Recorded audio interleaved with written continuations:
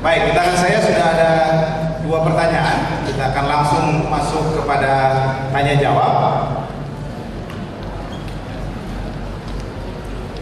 Ya, mungkin ini pertanyaan yang tadi disampaikan oleh Pak Sagala. Yohanes 14 mengatakan bahwa Roh Kudus tinggal selama-lamanya. Tapi ada orang yang menjadi orang Kristen tapi kemudian mereka pindah agama. Nah, ini apakah Roh Kudus tidak ada di dalam dirinya atau tidak bekerja? Lalu pertanyaan yang kedua yang sama mirip dengan itu adalah apakah Roh Kudus juga mengajarkan atau membimbing kita mengenal Allah yang benar, termasuk Allah Tritunggal? Mungkin ini satu pertanyaan dulu, Bang. Oke, terima kasih. Yang kedua, tentu yang Roh Kudus, kalau kita baca Yohanes pasal 16, coba kita lihat Yohanes 16. Di sini Tuhan Yesus menegaskan sedikit pekerjaan daripada Roh Kudus.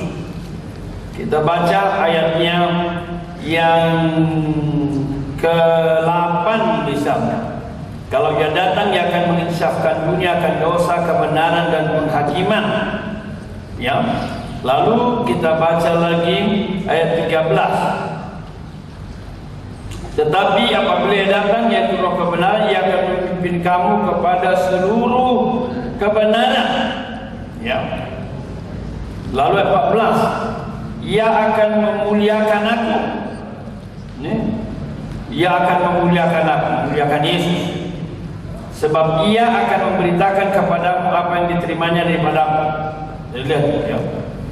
Jadi Roh Kudus bertugas meninggikan Yesus, memuliakan dan memimpin kita masuk kepada seluruh kebenaran, termasuk Allah Tritunggal. Ya. Lalu soal orang Kristen pindah agama. Nah, pertanyaan saya adalah apakah dia sudah sungguh-sungguh ada Roh Kudus? Karena apa? Maafkan saya kalau saya mengatakan apa adanya. Orang Kristen itu bukan agama. Saya belum sepenuhnya yakin setiap orang Kristen ada Roh Kudus. Nah, ini yang perlu kita doakan dan kita perjuangkan bersama, supaya betul-betul Roh Kudus mendiami semua orang Kristen. Coba kita baca Roma 8. Roma 8. Ayatnya yang ke-9. Nah, kenapa gaya tulisannya firman Tuhan ada seperti ini? Roma 8 ayat 9. 1, 2, 3 ya. Tetapi kamu tidak hidup dalam daging, melainkan dalam roh, jika memang Roh Allah diam dalam kamu. Mengapa ada kalimat ini? Nah, saya menduga dalam kalimat ini ada bahwa jemaat yang menerima surat ini ya tidak, Roh Kudus belum berdiam. Itu sebabnya Paulus menggunakan tesis yang tidak bisa dilawan, yaitu ayat 5. Mereka yang hidup menurut daging memikirkan hal-hal yang dari daging. Mereka yang hidup menurut roh, Roh Kudus memikirkan hal-hal yang dari roh. Jadi roh, daging. Lalu ayat 9, kamu tidak hidup dalam daging, melainkan dalam roh. Jika berarti mengatakan kondisi, tidak harus. Dan yang harus kita doakan, jika dia betul-betul orang Kristen yang sudah didiami Roh Kudus, paketnya adalah tidak pindah agamanya. Itu dia. Kalau dia pindah agama karena dia memberontak pada satu waktu, maka paketnya adalah Roh Kudus itu akan bawa dia pulang. Tidak mungkin Roh Kudus yang sudah mendiami dia membiarkan dia sampai terhilang. Itu poinnya saya. Jadi Roh Kudus mendiami itu penting. Maka Roh Kudus yang mendiamilah yang memimpin, menguasai. Tentu tidak menjadikannya robot, tidak. Kalau dia tidak taat, dia suam, dia hidup dalam kedagingan, tapi Roh Kudus bisa menegur dia, bisa tidak sejahterakan dia, atau bisa malah menghukum dia sehingga dia bertobat, dia datang lagi kepada Tuhan. Nah, ini ada pertanyaan yang mungkin sejalan dengan itu. Kalau begitu, bagaimana cara Roh Kudus berbicara? Bagaimana mengetahui bahwa itu suara Roh Kudus atau suara iblis? Ya, jadi bagaimana mengetahui itu suara Roh Kudus dan suara iblis? Ada ilustrasi yang sangat bagus di Yohanes 10. Yohanes 10, coba kita lihat. Yohanes 10 ini menarik sekali ini. Gambaran antara gembala dan domba. Coba kita perhatikan gambaran-gambaran dan domba yang diberikan Tuhan Yesus, yang merupakan gambaran yang akrab di Palestina. Nah, ayatnya ketiga, untuk dia penjaga membuka pintu dan domba-domba mendengarkan suaranya, suara gembala. Ia memanggil domba-dombanya masing-masing menurut namanya dan menuntunnya keluar. Jika semua domba telah dibawanya keluar, ia berjalan di depan mereka. Jadi bukan di belakang ya. Dia berjalan di depan mereka, dan domba-domba itu mengikuti dia karena mereka mengenal suaranya. Mengenal suaranya. Tetapi seorang asing pasti tidak mereka ikuti. Malah mereka lari daripadanya, karena suara orang-orang asing tidak mereka kenal. Perhatikan, penekanan di sini adalah mengenal suaranya. Dulu saya menggumuli seperti pertanyaan, bagaimana bisa mengenalnya? Tiba-tiba saya ingat relasi kita sehari-hari. Ya, kalau ibu, istri saya menelepon saya, ya itu tidak perlu diberitahu saya Yudika, tidak perlu. Mbak Peter juga kan tidak perlu kan, mau dari Jogja, mau dari Papua, langsung tek. Tapi kalau misalnya ada istri orang atau ada orang BI mana gitu menelepon, itu mungkin masih nanya, siapa ini? Siapa? Siapa tadi? Begitu. Karena apa? Belum dikenal suara. Nah, pertanyaan saya, bagaimana bisa Pak Peter kenal suara ibu dan kok tidak bisa kenal suara orang itu? Apa yang terjadi? Nah, kira-kira itulah jawabannya. Tahu jawabnya ya? Pak Peter bisa mengenal suara ibu karena sudah biasa. Jadi saya yakin, bagaimana kita bisa membedakan suara Roh Kudus sama bukan? Ini pengalamanmu yang sudah biasa. Jadi ini learning by doing. Ya, sambil jalan, sambil Anda bertumbuh, ini yakin saya suara Roh Kudus. Roh Kudus meneguhkan hati saya yakin. Ini pasti bukan suara Roh Kudus. Nah, supaya dia lebih objektif, nah sekarang gini, Roh Kudus adalah roh kebenaran, betul? Nah, karena itu apa? Semua yang benar di Alkitab harus itulah suara Roh Kudus. Misalnya saya pernah dengar ada seorang ibu bersaksi, dia baru melahirkan anaknya yang kedua apa ketiga, tapi dia langsung pergi bersama tim misi ke Jawa Tengah. Dia berkata, saya nggak peduli apa kata orang, saya meninggalkan suami saya meninggalkan anak saya masih kecil, tapi saya ragu itu Roh Kudus apa tidak itu yang ngomong itu. Karena apa? Roh Kudus adalah roh kebenaran. Meninggalkan anak yang masih kecil perlu disusui itu nggak benar. Itu ujiannya itu. Ada juga berkata, saya nggak peduli soal penyakit saya. Kami adakan KKR, maka saya melayani Tuhan. Saya menempel-nempel brosur, bahkan ada di tembok-tembok masjid kami tempel brosur. Saya pikir ini nggak benar ini. Lalu orang berkata, puji Tuhan, saya meskipun ujian, tapi saya pergi retret. Saya tinggalkan ujian saya. Saya tidak tidak lulus di surga juga nanti nggak ditanya kok apakah kamu udah lulus apa tidak. Tapi saya pikir itu nggak benar. Lalu dia berkata, Matius 6:33 berkata, cari dahulu kerajaan Allah dan kebenarannya. Puji Tuhan, saya mencari kerajaan Allah dahulu, mengutamakan. Cuman saya berkata dalam hati, jangan potong ayatnya. Cari dahulu kerajaan Allah dan kebenarannya. Mahasiswa itu mau ujian ditinggal, itu nggak benar. Sama anak saya Stefan, saya berkata, kamu sah tidak mengikuti program apapun, program papa mama, jika kamu lagi ada ujian. Ya, dari kakak banyak di sini mahasiswa saya katakan. Jadi bagaimana saya tahu itu suara Roh Kudus? Nah, gini aja, tidak usah kita terlalu banyak bicara itu suara Roh Kudus. Tuhan berkata, pohon dikenal dari buahnya. Lihat aja buahnya. Ini menjawab baik.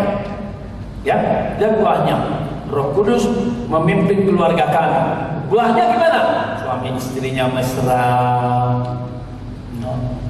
orang tua anaknya bagus.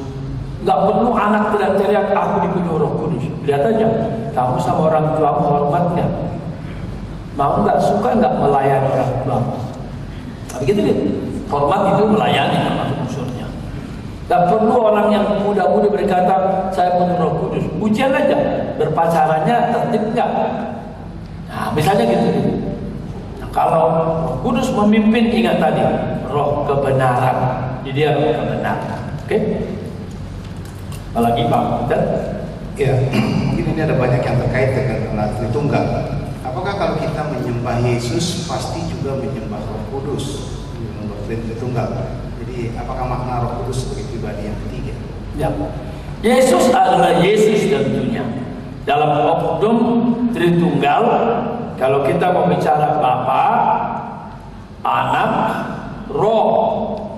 Bapa itu oknum pertama, Anak itu oknum kedua, Roh itu oknum ketiga.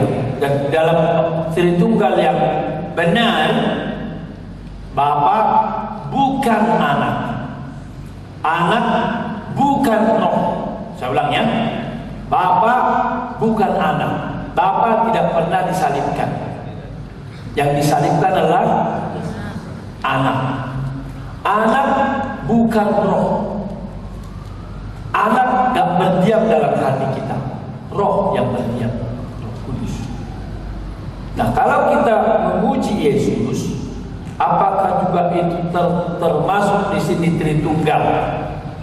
Termasuk dalam arti kata Yesus, Bapa dan Roh bisa dibedakan, tidak bisa dipisahkan. Itu. Jadi kalau kita mau berkata ya Bapa, ya Anak, ya Roh Kudus, berarti ketiga oknum yang berbeda kita puji sama-sama. Kita berkata ya Allah Tritunggal. Tapi kalau kita sudah berkata oknum, ya oknum sudah. Makanya jangan kacau menggunakan oknumnya. Ya Yesus, ya Yesus, ya Yesus. Kalau berdoa saya pernah dengar pendeta berdoa begitu. Ya Yesus, bla bla bla bla bla, ya Yesus bla bla. Lalu ditutup dengan dalam nama anakmu kami berdoa. Loh, berdoa kepada Yesus punya anak lagi, anaknya siapa? Nah itu udah kacau. Atau ya Roh Kudus dalam rohmu saya berdoa. Itu kacau juga. Makanya peganglah tanganku Roh Kudus, setiap hari ku tak dapat jalan sendiri tanpa rohmu. Loh, peganglah tangan Roh Kudus, ku tak bisa jalan tanpa rohmu. Roh Kudus rohmu. Nah ini kekacauan Tritunggal. Jadi kalau mau menggunakan oknum mesti tepat. Kalau tidak mau menggunakan oknum ya sudah Allah aja. Ya. Kalau Roh Kudus juga adalah Allah, apakah ada catatan eksplisit bahwa Roh Kudus juga adalah pencipta? Roh Kudus adalah Allah. Apa udah eksplisit Roh Kudus itu Allah ya. Tadi sudah kita lihat kisah Rasul 5 ayat 3 dan 4. Lalu kemudian juga Maha Tahu, Maha Hadir, Maha Kuasa. Tapi apakah ada disebut eksplisit Roh Kudus mencipta dalam kekhususan pribadi? Maka kita bisa melihat yang digunakan mencipta itu adalah Bapa. Bapa mencipta, Yesus menebus, Roh Kudus melaksanakannya. Jadi Bapa menciptakan manusia, Yesus mati di kayu salib menebus kita. Apa yang direncanakan oleh Allah digenapkan oleh Yesus. Tapi sebelum Roh Kudus mengerjakan dalam hati kita, apa yang dilakukan Bapa tak kita alami, belum. Jadi apa yang Bapa cipta, Yesus bersihkan, Roh Kudus laksanakan. Ini bagus itu. Di 1 Petrus 3 oknum ada dibahas, disinggung, dan masing-masing punya perannya. Itu kalau kita bicara Tritunggal. Mari kita baca 1 Petrus. 1 Petrus, saya tidak tahu apakah Bapak Ibu pernah memperhatikan bagian yang sangat baik ini. 1 Petrus 1 ayat 1 saya baca, mohon ayat 2 jemaat membaca. 1 Petrus pasal 1 ini salah satu ayat yang sangat teliti tentang doktrin Tritunggal. Dari Petrus, Rasul Yesus Kristus, kepada orang-orang pendatang yang tersebar di Pontus, Galatia, Kapadokia, Asia dan Bitinia semua.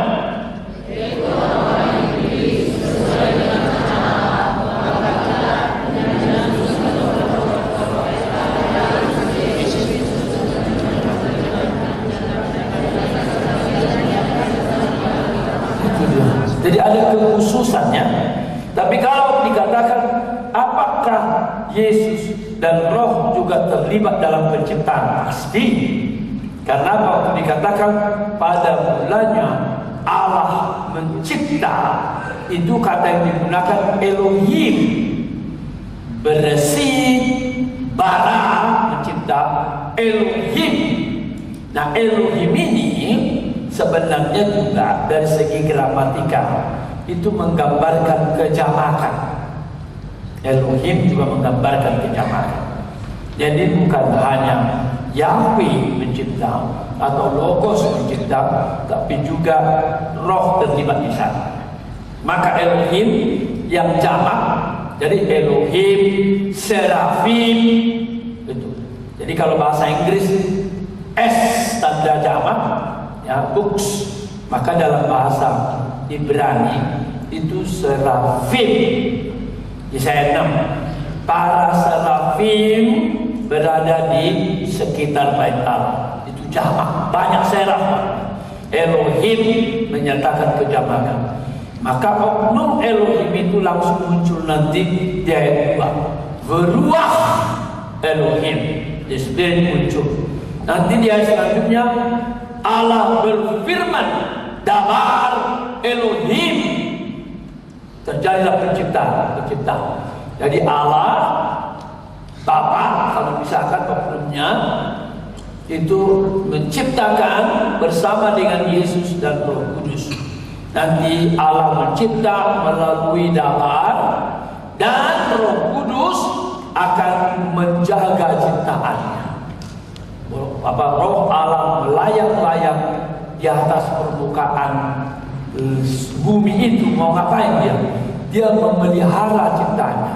Seperti saya katakan tadi, manusia menggunduli hutan-hutan, gak lama lagi nanti tumbuh lagi, karena Roh Allah memelihara ciptaannya.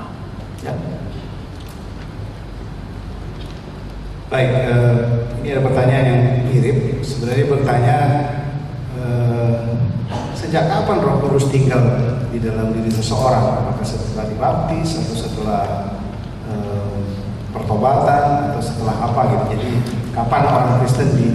Ya, kalau ditanya secara persisnya sejak kapan, yaitu sejak dia percaya. Jadi saya menganut percaya dan didiami itu tidak bisa dipisahkan. Coba kita lihat Yohanes pasal 7. Yohanes pasal 7.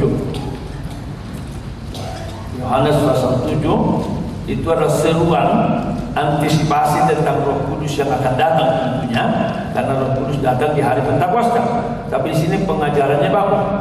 Ya. Saya baca ayatnya yang ke-37 sampai 38, jemaat baca 39. Dan pada hari terakhir, yaitu pada puncak perayaan, jadi orang Yahudi punya perayaan-perayaan, maka puncaknya ini Yesus berdiri dan berseru. Jarang Yesus berdiri, duduk pun cukup. Tapi kalau mau menarik perhatian, dia berdiri dan dia berseru, barang siapa haus, baiklah ia datang kepadaku dan minum. Hebat ya. Dan untuk mengundang kita menikmati kebahagiaan hidup, Yesus berteriak. Makanya dalam buku saya yang kedua, Rahasia Hidup Bahagia, saya tulis ada 2 artikel. Seriuskah Yesus kita ini bahagia? Sangat serius. Maka khotbah pertama yang ditulis Matius adalah berbahagia, berbahagia. Itu Matius 5 itu. Dan kata bahagia bukan 1 kali, juga tidak 7 kali, angka sempurna. 9 kali yang berbahagia, berbahagia, berbahagia, berbahagia, berbahagia, berbahagia, berbahagia, berbahagia, berbahagia. 9 kali. Dan Yesus sangat serius ingin kita berbahagia. Karena itu dia teriak, barang siapa haus. Jadi sebenarnya orang Israel sedang pesta air, mendoakan supaya Tuhan mengirimkan hujan pada musim-musimnya. Jadi ada upacara itu. Tapi Tuhan bicara ada air lain yang butuh, yaitu air hidup. Nanti sama dengan Yohanes 4, perempuan Samaria cari air sumur, tapi Yesus mencari air hidup. Maka dikatakan, barang siapa minum air ini haus lagi, barang siapa minum air yang ku berikan. Nah itu paralel dengan Yohanes 7 ini. Berarti air apa yang tidak membuat perempuan Samaria itu tidak haus lagi selama-lamanya? Nah ini airnya. Barang siapa haus, baiklah datang kepada aku dan minum. Barang siapa percaya kepada aku, seperti dikatakan oleh kitab suci, dari dalam hatinya akan mengalir aliran-aliran air hidup. 39 semua.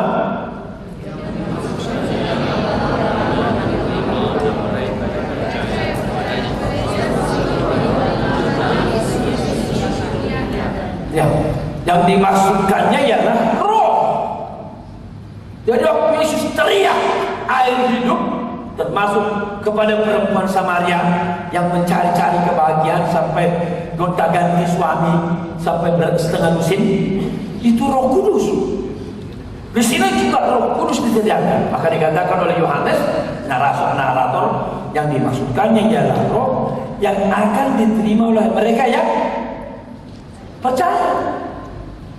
Itu jadi percaya sejak hari Pentakosta kisah 2. Maka percaya dan menerima Roh Kudus tidak bisa dipisahkan. Ya? Maka kita bisa percaya karena Roh Kudus. Maka kita bisa menyesali dosa karena Roh Kudus. Baik aja. Ya, ada satu lagi. Setelah Yesus naik ke surga, Roh Kudus baru diturunkan. Nah, apakah Roh Kudus aktif dalam perjanjian lama untuk memimpin orang percaya atau diam di dalam diri orang percaya di dalam perjanjian lama? Nah, ini pertanyaan sangat bagus, teologis. Kalau mahasiswa ini siap-siap jadi orang masuk teologi. Ya. Jadi kalau yang nanya ini mahasiswa, siap-siap jangan-jangan panggil lalu juga sekolah teologi. Ya. Jadi kapan Roh Kudus sebenarnya bekerja? Ada orang bilang Roh Kudus belum pernah bekerja sampai hari Pentakosta. Apalagi kalau baca Yohanes 7 ayat 39 tadi. Ya tak? Yang dimasukkannya ialah yang akan diterima oleh mereka yang percaya kepadanya, sebab roh itu apa? Belum datang. Ya dan amin. Alkitab berkata belum datang. Jadi jangan percaya teolog-teolog yang lain liberal. Tapi ini salah satu yang nanti dibaca di disertasi saya yang sudah di edisi populerkan yang tadi punya Bapak Ibu Kemuliaan Yesus. Ayat ini saya paham. Dalam bahasa Yunani nggak ada kata datang. Jadi nggak boleh terjemahkan Roh Kudus belum datang. Dalam bahasa Yunani hanya ada kata Roh Kudus not yet. Not yet apa? Ini pergumulan teologi yang not yet come ditambahin ke Indonesia. Not yet apa? Bahasa Yunani. Yang kita Yunani. Jadi semua varian teks yang mengerti bahasa teologi saya bahas itu di Keluaran. Jadi buku disertasi saya Kemuliaan Yesus tadi. Doakan supaya buku itu segera terbit dalam bahasa Inggris supaya bisa jadi berkat. Saya tadi pikir mau ngebut bikin bahasa Inggrisnya karena saya mau ke Meksiko tanggal 22. Ada World Assembly tanggal 22. Makanya tanggal 16 saya di Amerika dulu. Tolong didoakan supaya PBB pasang tahun bahasa itu yang PBB dan seluruh orang Indonesia yang di Amerika berbagai kota, mereka diciptakan Tuhan kelaparan kehausan kepada firman Tuhan karena hamba Allah mau datang. Dan gitu. Hamba Allah mau datang, jemaatnya nggak mau. Artinya, jadi tolong saya butuh doa Bapak Ibu, doakan supaya tanah Amerika mencari Yesus lapar dan haus. Saya sudah berkomunikasi dengan Amang KEC Adipar. Dia berkata, Amang sudah menghubungi di sini Parsau tahu baca-baca di sini di California. Pokoknya nanti Amang bisa pindah-pindah ke tempat. Saya bilang kemana pun saya siap. Kemana saja ku telah sedia. Ke Las Vegas pun saya siap. Tempat judi itu memberitakan itu. Doakan ya. Ya. Jadi sekali lagi saya tadi kenapa mau ke Amerika tadi? Apa tadi? Dan kenapa saya tadi mau mengenai doakan saya bawakan video? Buku bahasa Inggris. Apa tadi? Buku. Oh iya, bahasa Inggris, terima kasih. Makanya selama masih muda, riba. Serius belajar, kadang-kadang udah mulai lupa. Nah, kalau bahasa Inggris itu, buku saya itu bahasa Inggris, itu ratusan negara datang ke Meksiko. Saya bisa bagikan, tapi ini bahasa Indonesia, mereka nggak bisa baca. Saya pikir bisa nggak ya, kejar sampai Juli ya, tapi bisa bahasa Inggris. Saya pikir udah, pasrahlah. Ya, yang akan datang aja itu. Mudah-mudahan ada pertemuan sedunia lagi. I need your prayer. Serius. Mungkin satu lagi pertanyaan sebelum kita tutup. Ini cuma Yohanes 20 ayat 22-23. Ketika Tuhan Yesus mengambusi mereka berkata, terimalah Roh Kudus. Jikalau kamu mengampuni dosa orang, dosanya akan diampuni dan seterusnya. Pertanyaannya, apakah kita berhak seperti Tuhan mengampuni orang lain, mengampuni dosa orang? Ya. Tugas mengampuni dosa hanya Allah. Ya. Kalau dia percaya kepada Allah, kita hambanya menyampaikan. Jadi Yesus tidak melepaskan itu dari dia percaya dan mengaku. Nah, tadi saya berkata social authority seperti polisi menghukum orang salah. Itu delegasi sah dari pemerintah, atau polisi melepaskan orang benar, itu sah dari pemerintah. Demikian juga kita punya sah dari Allah menyatakan dosamu diampuni kalau kau menyesali meninggalkan. Tapi kamu tetap dalam dosamu kalau kamu tidak bertobat. Karena Roh Kudus ada dalam kita, ada dalam perjanjian lama, seperti tadi yang dikatakan itu. Jadi belum datang itu apa maksudnya? Gak ada kata datang.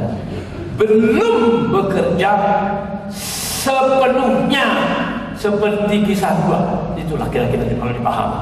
Kisah 2 turunnya Roh Kudus. Jadi era Allah Bapa itu pertama, perjanjian lama. Era Yesus Kristus, perjanjian baru. Era Roh Kudus sesudah Yesus naik. Tapi apakah berarti Roh Kudus belum bekerja? Oh sudah, kalau kita berkata sejak pasal 1 Kejadian Roh sudah bicara. Kita berkata tadi Roh dalam perjanjian lama ratusan kali sebelum perjanjian baru. Tapi cara kerjanya rupanya masih beda. Di perjanjian lama, Roh Kudus mendiami orang tertentu, waktu tertentu, pada tugas tertentu. Di perjanjian lama, misalnya nabi, imam, kapan? Waktu dia memberikan tugas imam, atau waktu dia bernubuat. Itu saja, orang tertentu, waktu tertentu, tugas tertentu. Tapi di perjanjian baru kita baca pengajarannya. Sesudah Roh Kudus dicurahkan, maka Roh Kudus mendiami kita selama-lamanya. Itu sebabnya kalau begitu Roh Kudus dalam hati kita berdosa, apa yang terjadi? Efesus 4 ayat 30 berkata, kita mendukakan. Itu makanya Paulus berkata, jangan mendukakan Roh Kudus. Roh Kudus ada. Atau Roh Kudus sudah kita terima, sudah percaya, tapi terus saja kita nggak mau dengar suaranya, kita merasa bodoh, cuek, dan terus dalam kedagingan, karena kita masih dalam daging. Apa yang terjadi? Paulus berkata 1 Tesalonika 5:19, jangan padamkan roh. Nanti sebentar akan kita bahas.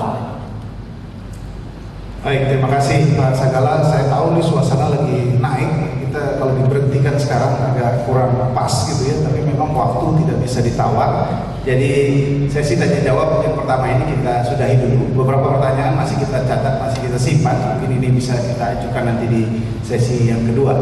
Saya kembalikan kepada